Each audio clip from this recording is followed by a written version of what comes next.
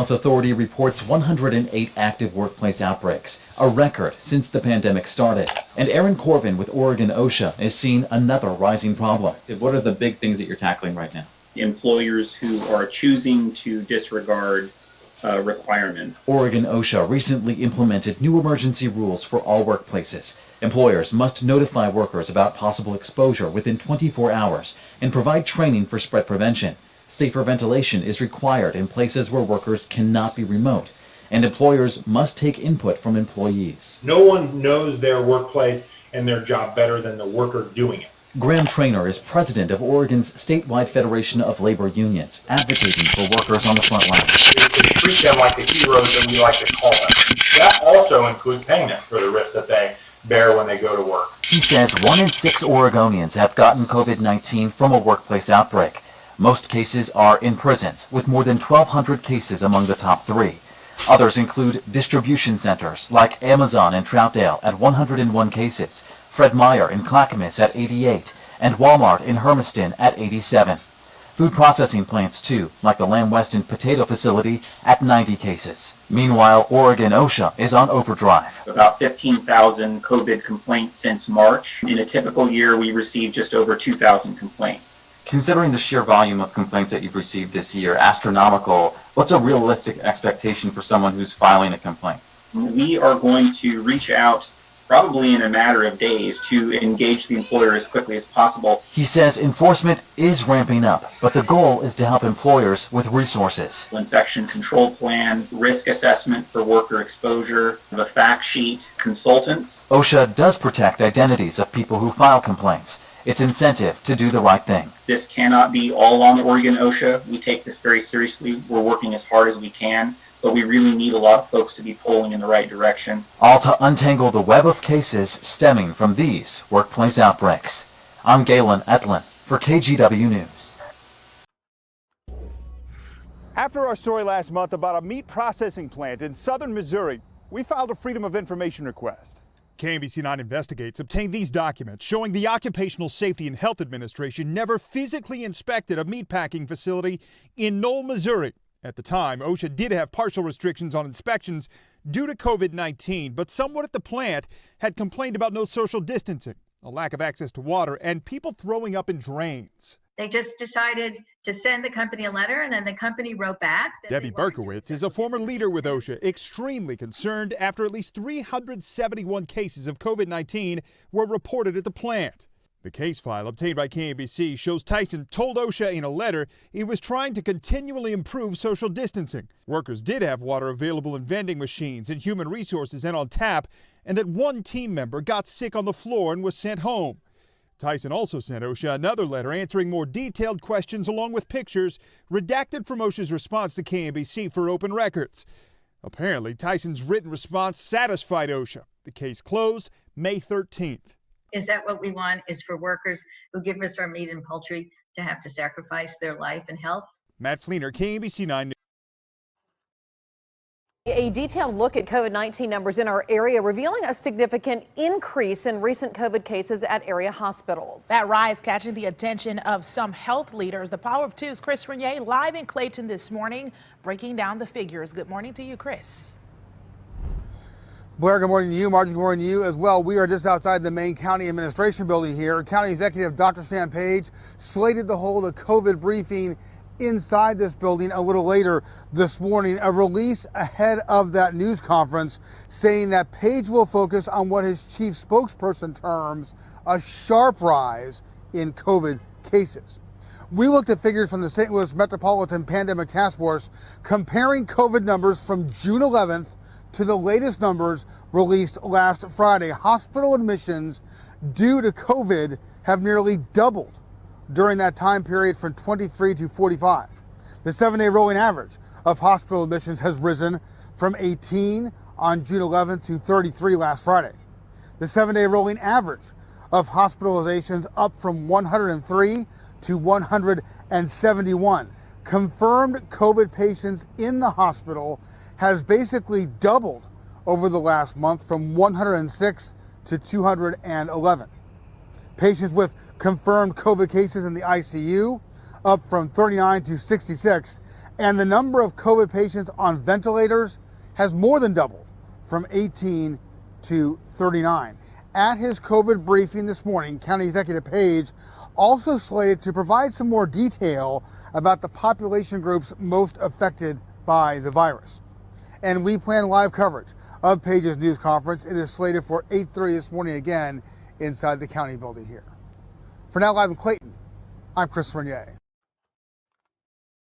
Tonight, Target 8 is taking a look at how many times the federal government has received complaints and investigated COVID-19 health and safety issues. Good evening, everyone. I'm Noah Klein. Thanks so much for joining us.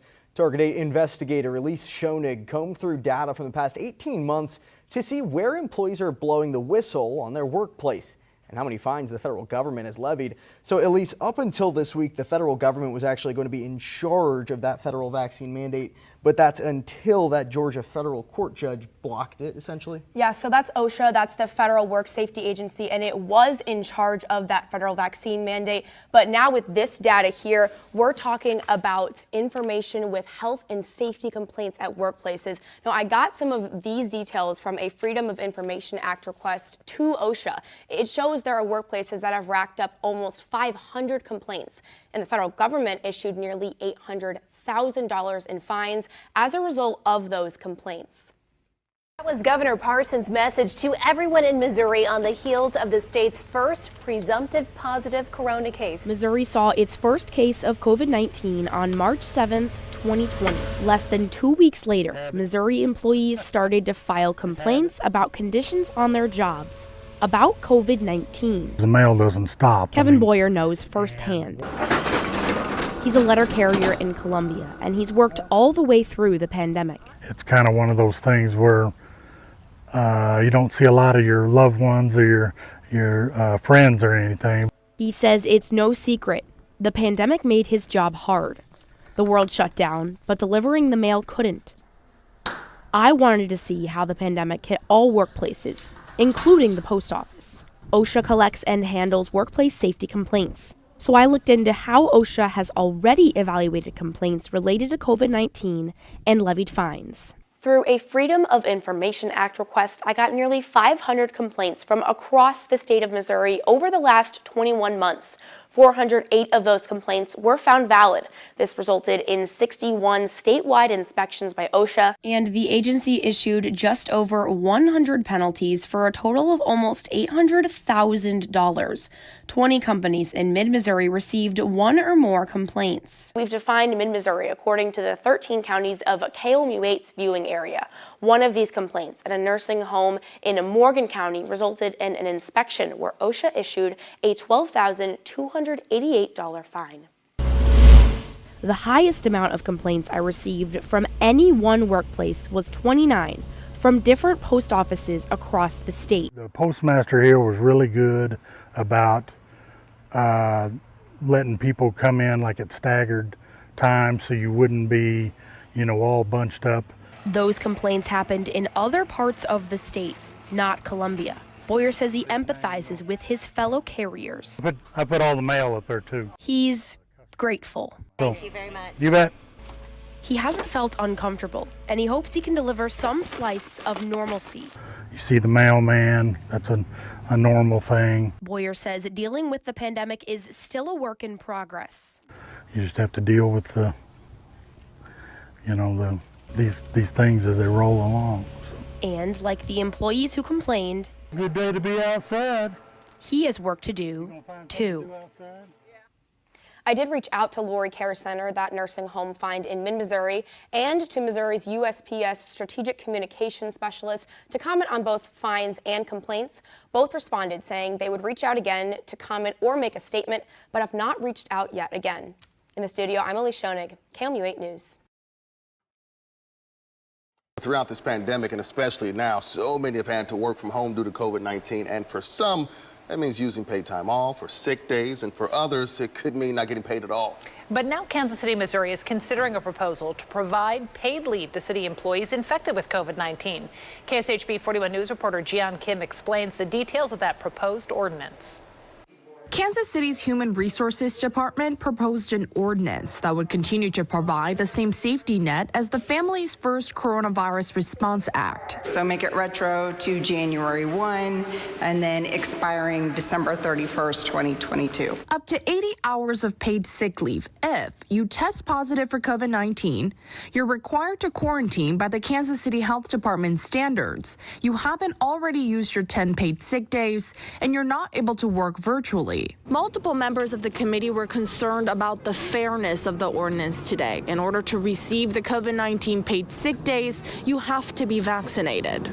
I want to make sure we're treating individuals fairly in this process. Councilwoman Melissa Robinson and Raina Park-Shaw had concerns about the medical and religious exemption process. There are people who medically just can't get the vaccine, and they may be impacted by this, and they should not be penalized. Local 500 is the workforce for Kansas City. But Reginald Silvers, president of a workers' union called Local 500, says even those exemptions are not enough. Giving vaccinated 80 hours to be off when they're ill and not awarding that to the unvaccinated, it just seemed unfair. With multiple questions and concerns, committee members held the proposal for another week. I don't believe that the citizens of Kansas City, Missouri should be required to financially subsidize bad decisions by our employees in the form of choosing not to get vaccinated. I just have a hard time voting for something that I think's splitting the staff versus bringing them together. Jian Kim, KSHB 41 News. Thank you, Gian. Chief. We're here. We're not just numbers. It's putting faces to the foundation that has been built in Kansas City. Dozens of Kansas City employees are taking a stand against the city's new COVID-19 vaccination policy. Starting next week, unvaccinated workers will have to provide a negative COVID test every week. Fox 4's Tia Johnson's live at City Hall tonight. Tia, you were there when some of those concerned workers met with a city councilman, Brandon Ellington. Yeah, Lauren, they were talking to Ellington about their concerns. Right now, unvaccinated employees have to take a monthly COVID-19 test at work for free, but starting next week, they'll have to pay $97 to take a weekly test. It's not the way dozens of Kansas City employees wanted to start the new year. And so it's like, okay, pay this or lose my job. Starting in January, unvaccinated workers who want a test provided by the city will need to pay $97. The city is making unvaccinated employees pay out of pocket for a weekly COVID-19 test. It's a requirement dozens of workers say they won't be able to afford. This union has, I would say, majority of employees that's at the living minimum wage, which is just under $16 an hour. And so with that, if you're asking someone to pay $97 a week, that's going to really put a burden on them. We're talking about free taxpayer dollars being reallocated third-party entities, and then we're forcing city people to pay. Councilman Brandon Ellington met with those who are upset and concerned. Fox 4 reached out to the city about this. They confirmed they're changing to weekly tests at the employees' cost to more strongly encourage all employees to become fully vaccinated.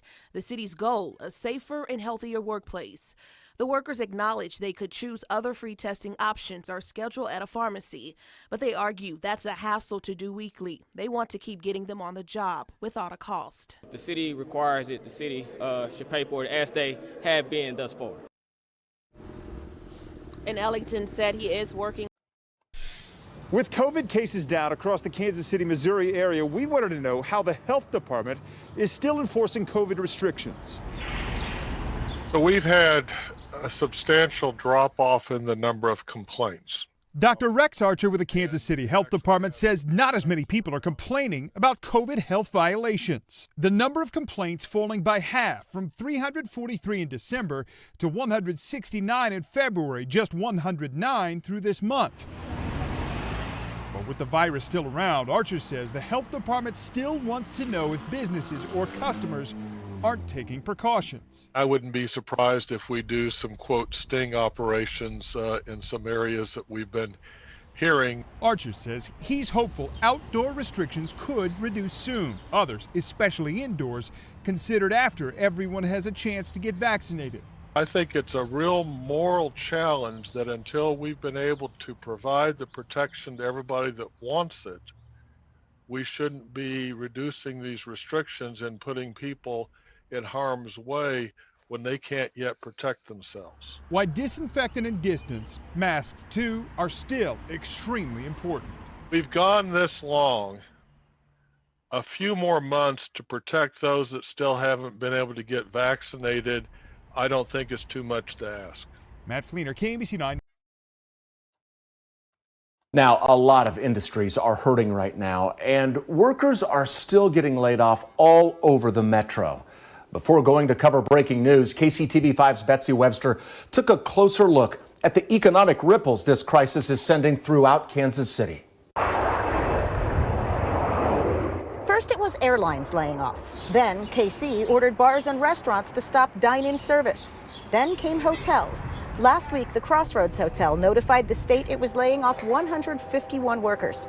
The Adams Mark notified Missouri it had laid off 138. The next day, the Overland Park Marriott notified the state of Kansas it was laying off 50. Here are some jarring numbers from a professor of finance. Typical hotel occupancy is 70%. After 9/11 and the financial crisis, it went down to about 50%. It's now at 25%. And China's is now down to 15%. It could be that we're headed for even lower numbers of occupancy than we're seeing right now. Nathan Mock is that finance professor. He teaches at UMKC. We asked him what sector is next to fall. In-person retail for sure. If you think about folks working at brick and mortar retail stores. The non-essential business order came after the one for restaurants. The most impacted will be the small local stores with less of an online presence, the ones that count on people just walking by. Speaking of walking by, a lot of that comes from visitors who are here for a vacation or maybe a convention at Bartle Hall, and those are on hold as well. Visit KC told us the Big 12 was the first big event on their convention list to cancel over the COVID-19 crisis. Since then, they've had 48 conventions cancel, amounting to 108,302 hotel room nights.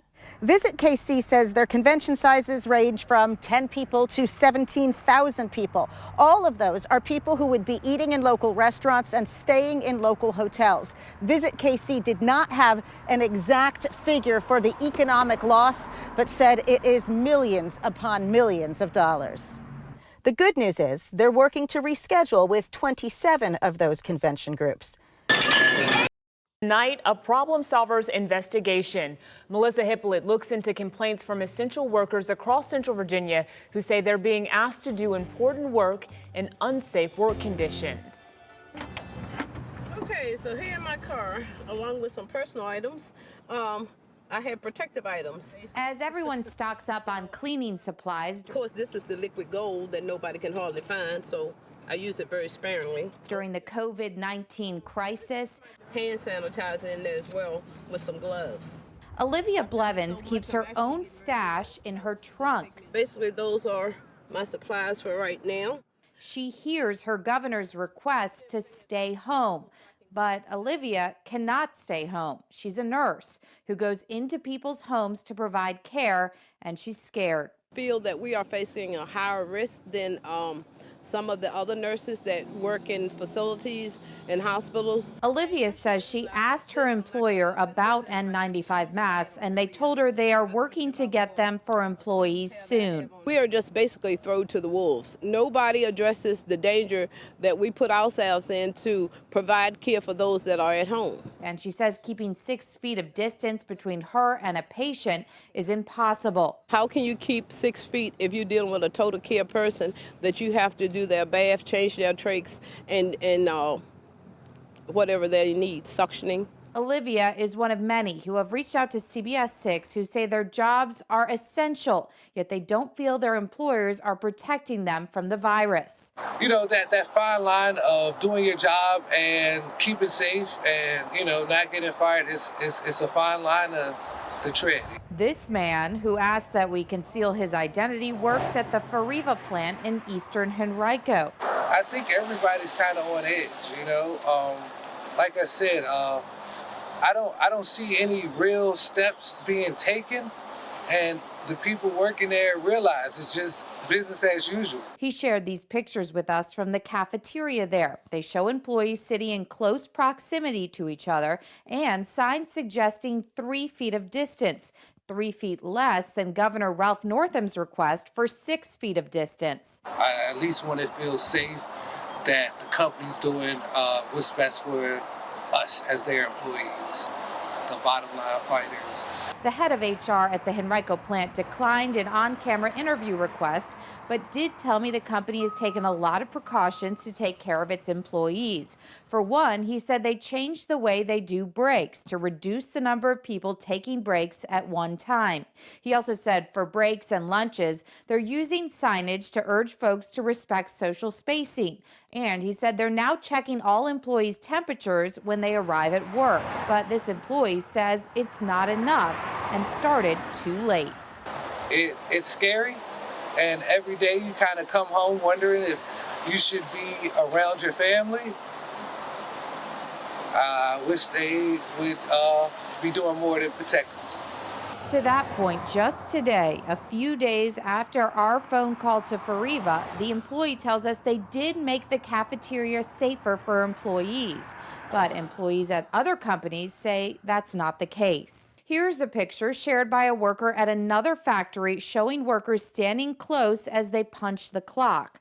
So what can they do? The governor says to speak to your manager first if you don't feel safe. If that doesn't work, the state then suggests contacting the state's Occupational Safety and Health Administration office, which told me they are fielding a large number of calls from the public on this issue. So then you can make a complaint, and we're taking every complaint very, very seriously and following up with the businesses. Still, it remains unclear how much OSHA will be able to do to enforce COVID-19 safety. So we're waiting for standards to come down to the state, and then our Department of Labor and Industry are going to accept those standards. And then when we have those standards in place around COVID-19, that's when we can actually take a little bit more action. It's like that we're put in a position to do a job, but your job could also be a life or death situation, not only for the patient, but for you as well. We received a lot of questions from folks wondering, could they be fired if they didn't show up for work because they didn't feel safe? So we posed their question to the Attorney General's office.